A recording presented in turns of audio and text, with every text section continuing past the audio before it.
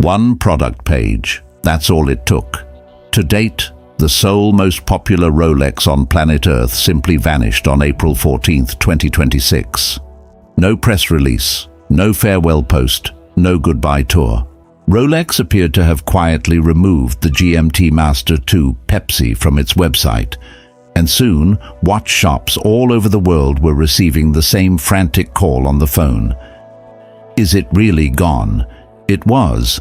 Not to mention, all of us, I mean everybody, from Hodinkee to Bob's Watches to the guy who had a watch Twitter account with 400 followers, thought that Rolex had someone ready in line to replace it. Not only did they not perform one, for the first time in the history of bezels since they existed, they walked its direction to abandon the entire of red bezel category on steel. In 30 days, the SK2 watch started selling for more than $30,000. The way you'll read in this story is how Rolex killed its bestseller before the obvious successor ever came on the scene, and what it matters to anyone thinking of buying or selling a GMT-Master II today. First, to appreciate this, you would need to know what exactly the Pepsi is. When making a stop on the other side of the world, Pan Am pilots had to keep track of two times: home time and destination time, and Rolex designed the original GMT Master in 1955 to do just that without them having to do the math in their heads. The answer: a bicolored bezel, blue during night hours and red during the day. The fusion became so well known that long before Rolex officially took up the nickname, watch collectors began referring to the red and blue watches as Pepsi, taking the nickname from the soft drinks. For a lot of the 2000s, the Pepsi was barely even made of steel. It was gold and beyond most fans' reach. So, in 2018, Rolex introduced it once again in the steel case for the first time since its ceramic era, with a reference of 126710 BLRO, and the whole watch world went into a full meltdown. There were waitlist queues of over 3 years in most of the markets. Almost all 8 years saw nearly double retail rates for the grey market prices. It was the watch that people turned to as evidence of Rolex demand, way outpacing Rolex supply. Thus, when the Pepsi's production run was rumored to be in its end stages in late 2025, it was not a wally-eyed frown, but more like a smile. For that, everyone thought they knew what was coming next. Discontinuation. No one announced. There was nothing big regarding the unwind. In late 2025, it was observed by authorized dealers in both the USA and Europe that the option within the software ordering systems for the 126710 BLRO was missing. By February 2026, industry trade outlet WatchPro was able to confirm what dealers had already heard privately, but now had no more deliveries of the steel Pepsi coming. Ever. The same month at the Kirk Freeport location, The Business, which is an authorized Rolex dealer in Grand Cayman, allegedly told a customer that Rolex informed them that it stopped the production altogether. There's Watches and Wonders Geneva, April 14, 2026, when Rolex presents its entire new catalog to the industry at large. A few hours after the open show floor, I attempted to go to the product page with its ID 11267-ton BLRO, and it gave me a dead link. At the same time, the white gold COV front end 126719 BLRO went missing. Then it was the turn of the white gold Submariner Cookie Monster, model 126619LB, for the purging from the catalog. 3 watches lost in a simple afternoon, no brand's recognition. On that day, Rolex announced 58 new references: Yachtmaster II, now updated; 100th anniversary Oyster Perpetual; a new version of Cosmograph Daytona that has a new gold alloy from the watchmaker itself called Jubilee Gold, and a sapphire caseback. But what it didn't reveal was an all-new red bezel GMT. Rolex's steel catalogue was completely devoid of red for the first time in the whole ceramic Cerachrome era since 2005. The patent everyone bet on this was a result no one predicted. And why? Back in 2022, Rolex quietly filed US patent 12,528,335 Not the generic ceramic technology, but an actual way of making a ceramic bezel insert that is stable in color red and black. In simple terms, a blueprint of what the watch collecting community constantly refer to as the Coke, the red and black GMT colorway, which was in production from 1982 to 2007 and never produced in modern ceramic. All the large outlets cited that patent in the same way. Everyone but a few were in agreement that Rolex would replace Pepsi and introduce the ceramic Coke in 2026 at Watches and Wonders, most likely in white gold initially, before expanding to steel 4 years later, the exact opposite of how the Pepsi was launched on the market. It didn't happen. In this current round of GMT-Master II watches, there's the Batman, black and blue on a black bracelet with an oyster bezel, Batgirl, black and blue on a blue bracelet also with an oyster bezel, the Bruce Wayne, in grey and black, and the Sprite, green and black, left-handed with a crown. None of them even have a tinge of red. There are two theories going around collector forums and industry commentary that are circulating right now. The first being technical, as sources close to production explain the red to black ceramic change might still suffer from a few of the same color bleeding problems that were found in the first red and blue Cerachrome changes, and because of this, the patent may describe a process that Rolex has not fully mastered yet. The second theory, and one which many watch communities like Everest bands have been expounding in detail, is that Rolex was intentionally holding the Coke back on purpose, as releasing one of those guaranteed headline watches at the same time you're unveiling 58 new references would only water down one of the two events. A better idea may be to hold it for a more silent year when the brand needs to be jolted to come back.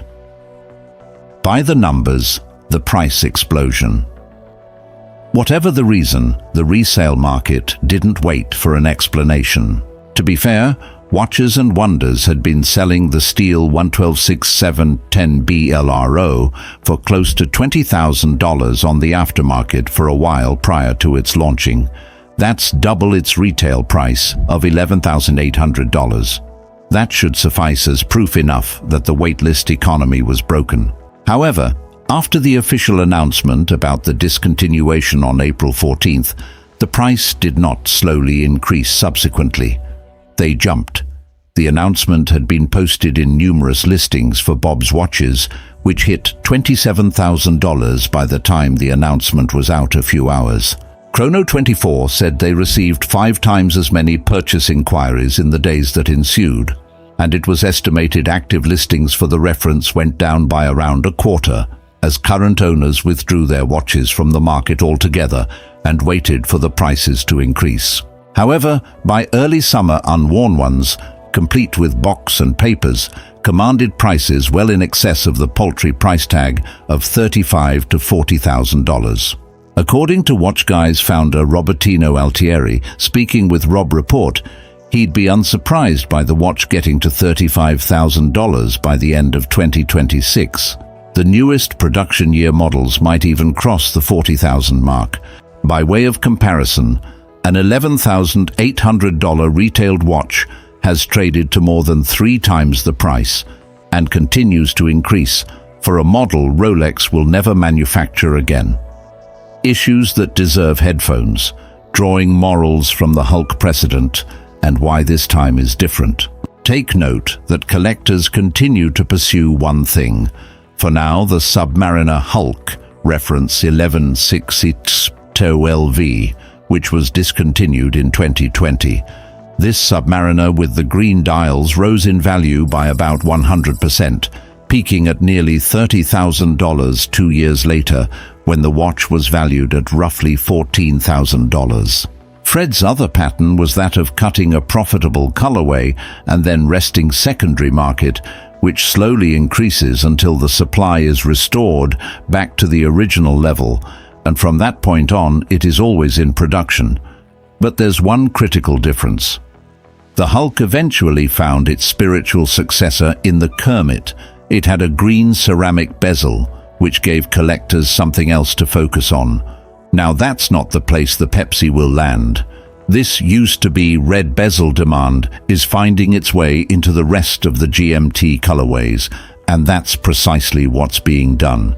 The two models that are the most different among those still available, the Batman and the Sprite, are seeing their supply headache now as well, dealers say, as buyers who could not acquire the Pepsi get used to acquiring the next consolation. The ripple effect across the rest of the GMT family. There is always displaced demand when there's a product end of life, and this demand must be satisfied somewhere. But with no red bezels to pursue, those that don't have a Pepsi are heading to the rest of the GMT-Master II backlist, and dealerships are already seeing it. The Batman, black and blue Cerachrom on an oyster bracelet, has always been the closest visual cousin to the Pepsi when it comes to two-tone drama, and it is the most redirected reference dealers say they hear. The same colorway bracelet, the Batgirl, is not far behind, with Rolex going in Jubilee direction with this year's 100th anniversary Oyster Perpetual range. That Sprite, which features a green and black bezel and a crown that moves to the left, is something some collectors have been enjoying, while others have complained about a less attractive perspective, but it's apparently being allocated more tightly than a year ago. The subdued grey and black of the Bruce Wayne is the one exception. There's no buoyant two-tone bezel to baffle folks. There hasn't been the same surge in sales as other GMTs, which is precisely this story. This isn't about GMT ownership per se, it's about colors and identities. It's also worthwhile to zoom out to the brands swirling about this moment. Partly, but in part, because for the past couple of years, Omega, Tudor and Cartier have all been more active in developing travel time and dual time zone timepieces. Not only was Tudor a sister brand of Rolex in particular, but it's been a haven for Rolex buyers who can no longer afford the steel sports Rolex for which they yearn, and GMT time zone models have been priced at just a sliver of the secondary market price of a discontinued Pepsi. If and when that migration will happen, or if and when that shift of buyers will end up shifting back up once they can purchase an actual Rolex GMT, is one of the more interesting undertones of this entire story. Human stories from the wait list. Alessandro Tito is a strange name. Ask any dealer, and you will hear people repeatedly referring to the same thing. Those who have waited in a Pepsi waitlist of 2, 3, and sometimes 4 years are being sent the same message. Your watch is not in the pipeline, so here is what we have to offer you. When someone went out of their way to explain they loved the red and blue bezel, maybe because it reminds them of their dad's watch, or of that time they went boating, or all through their teen years of watching websites that were all about watches, being proposed to Batman or a Sprite just doesn't feel the same.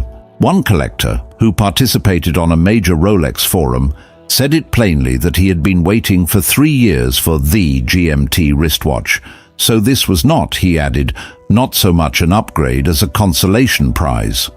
Another trend emerging among collector crowds. Collectors who were in the halfway of the waitlist the day after the news was mastermind of a slightly different form of frustration, typically associated with far greater disappointment. Assuming a watch isn't life and death, but simply a waitlist to bootstraps that became an odd sort of identity. After years of punching in on a sales associate's clock, and years of not yet but soon, and finally, one day a sales associate is not in, a single dead page with no notice or warning about the fact that a product isn't going anywhere soon. A smaller, albeit vocal group of people in the forums are telling you that the whole situation is classic Rolex theater. The brand deliberately creates a situation of scarcity is your friend and heartbreak is welcome, since it results in the kind of price that would never have been charged otherwise, and the publicity that can't be purchased by the brand. This could be a technical reason why watchmaker Rolex didn't choose to adopt the two-tone ceramic process this cycle and instead introduced a new superlative chronometer standard that incorporates some new requirements, including resistance to magnetism, reliability, and sustainability that are considered at the manufacturing stage. Is that actually the right reason, or just some informed speculation? Well, it's what watch forums are keeping them full long into summer. What Rolex isn't saying, and why. In keeping with its tradition, Rolex has not provided any information on any of this. No information about the Pepsi in the present catalogue, no statement, nothing about the Pepsi. However, this is not the first time that the brand has opted to go the route of silence. Rolex doesn't tell you its scarcity, it gives you a sense of it. There's a larger trend to note here. This isn't the first time that a discontinuation took place, but it coincided with the same year that Rolex instituted not one, but two price hikes.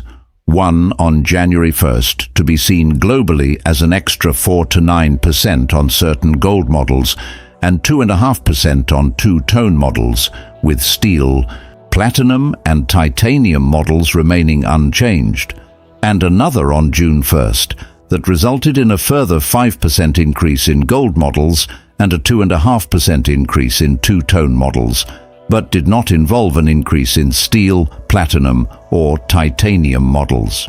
It also coincided with the debut of precious metals to mark a departure from steel sports watches and a new proprietary gold alloy, a Rolex Daytona with a sapphire caseback, and a Rolex Heavy on Metals, Datejust and Oyster Perpetual, which highlighted the materials. It's interesting to note that the Pepsi is one of the last remaining true entry-priced iconic steel sports cars still under $12K by the yardstick has been discontinued, after Rolex held back the engine upgrades on the Rolex Daytona in 2014 and the testing ground Cosmopolitan in 2015. It's also a case of business in here, though never openly expressed by Rolex.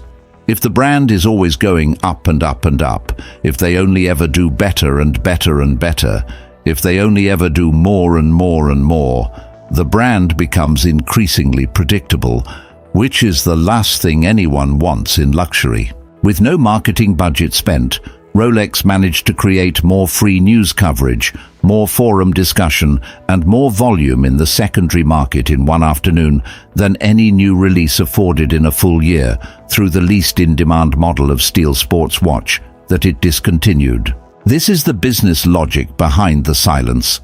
Regardless of whether it's the desired effect or whether it was a happy side effect of an actual manufacturing snag, every inquiry that goes unanswered is another opportunity for the brand to stay alive and earn free advertising. But whether it's the point of the exercise or whether it's a byproduct of some real-life manufacturing neck in the wool is no real matter. As long as the story's on the front page, there's another week of free publicity for the brand. Identifies the winners and losers and determines your position in the situation. If you already have one of the Pepsi Steel or Pepsi White Gold, well done. You've just acquired a valuable asset that Rolex will never produce again. And, at the moment anyway, the numbers indicate that appreciation isn't anywhere near over. Old stock dealers are likewise positioned very well, holding on to their stock if they haven't already sold it out. The losers would be the fortunate waitlist customers that had their eyes on a particular watch they never saw coming, and also the new buyers who were looking for a steal of a Pepsi in steel at anything close to retail. That window is now closed, probably forever. The flip side is that a price differential of 30,000 plazas versus 30 plus years ago means risking that the Hulk pattern is ongoing and will keep driving up the price, but not that there will be a great surprise chance event sooner, which pulls capital away. Scenario 1. Rolex launches the Coke GMT at Watches and Wonders in 2027 in precious metal first, just as Pepsi did in 2014, 4 years before launching it in steel. Should that occur, the brand can expect lots of new excitement, but not to cost less. Each watch is in a separate collector lane, so you shouldn't consider it as direct competition for the same consumer. Scenario 2.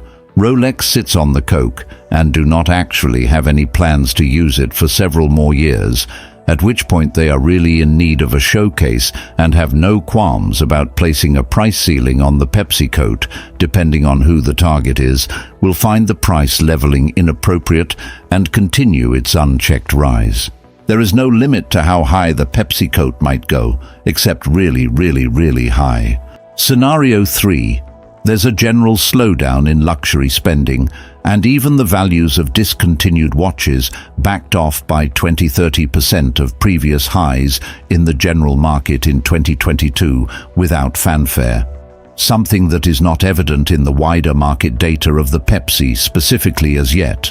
A fourth, less talked about scenario is that Rolex comes up with a completely fresh GMT mechanism colorway that has nothing to do with red and just omits any mention of Coke, rather making the market wait for a GMT that might ultimately never return in the appearance they would wish.